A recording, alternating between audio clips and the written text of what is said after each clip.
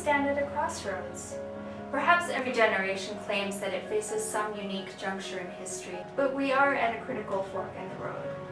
The world is undergoing many rapid, simultaneous, and large-scale transformations. So what are these transformations? Well, for one, far-reaching advancements in technology are creating jobs that didn't even exist 5 or 10 years ago. And training centers and schools are struggling to keep up. Technology also threatens to make many workers redundant, which will only increase the pressure on governments to find new ways to create jobs and skill people for them.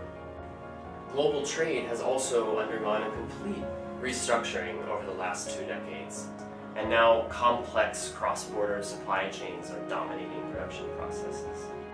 Millions of new jobs have been created, especially in industries like transport and logistics, but many are of questionable quality. And footloose industries, those that can easily move from one place to another, are also harder and harder for countries to retain.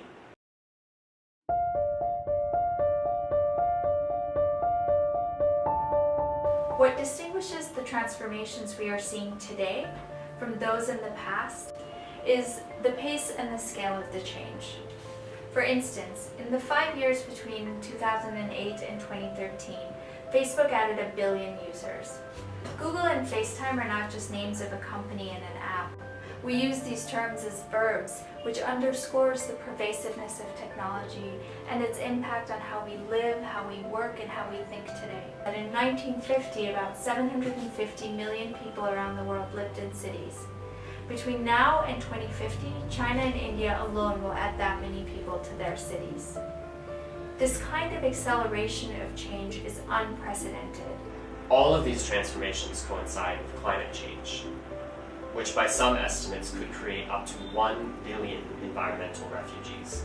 These changes coincide with faster and more complex forms of human mobility, with demographic changes that are increasing the pressure on some countries to deliver jobs for youth, and increasing the pressure on other countries to provide for those who are already ready to retire. The way the world emerges on the other side of these transformations, the way the world looks when these major changes have taken root, really depends on how we choose to shape these transformations today.